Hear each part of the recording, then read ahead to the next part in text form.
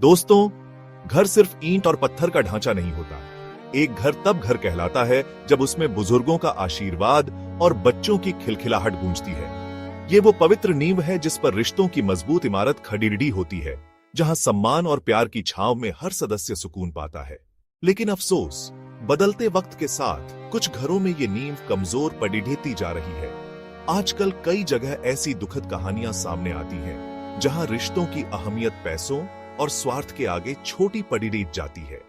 जहां बहुएं, जिन्हें बेटी का दर्जा दिया जाता है, अपने ही सास ससुर को, जिन्होंने उन्हें अपनी बेटी की तरह प्यार दिया, घर से निकाल देती है।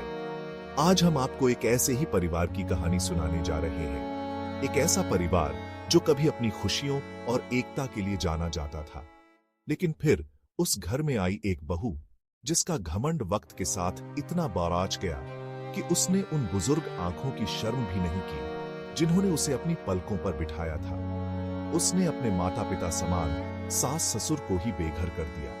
तो आइए देखते हैं इस कहानी में कि कैसे घमंड ने एक हंसते खेलते परिवार को बिखेर दिया और अंत में क्या हुआ उस घमंडी बहू का। जानते हैं इस कहानी की पूरी सच्चाई। गांव के एक साधारण परिवार में रहते थे रामलाल और उनकी पत्नी शांति।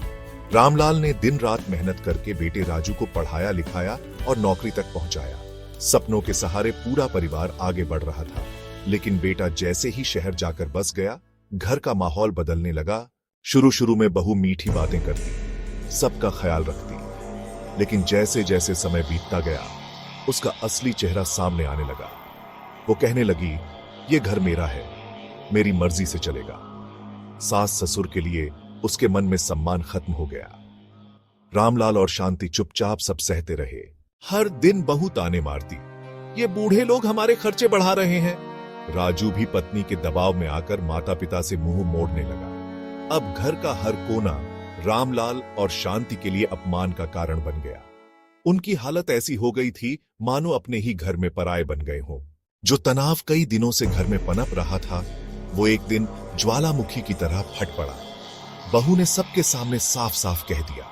उसकी आवाज में कोई नरमी नहीं थी, सिर्फ एक अंतिम चेतावनी थी।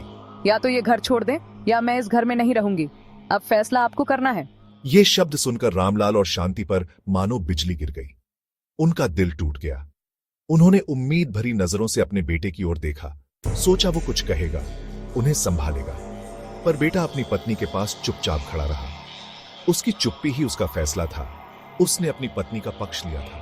अपने ही बेटे का यह रूप देखकर वो अंदर तक कांप गए। वो बस चुपचाप आंसू बहाते रहे, क्योंकि शब्द जैसे गले में ही अटक गए थे। उन्हें लगा जैसे सारी जिंदगी की मेहनत, सारी तपस्या एक ही पल में मिट्टी में मिल गई हो। जिस बेटे के लिए सब कुछ किया, आज उसी ने उन्हें पराया कर दिया था। भारी मन और बोझिल कदमों से रामलाल और शांति गांव लौट आए। उनकी आंखों में सिर्फ निराशा नहीं, बल्कि अपने ही बेटे द्वारा ठुकराए जाने का गहरा दर्द था। उन्होंने एक खूबसूरत सपना संजोया था कि जब उम्र ढलेगी तो बेटा और बहू उनकी लाठी बनेंगे। घर में पोते पोतियों की खिलखिलाहट गूंजेगी और परिवार एक साथ सुख दुख बांटेगा। लेकिन हकीकत इसके बिल्कुल उलट निकली।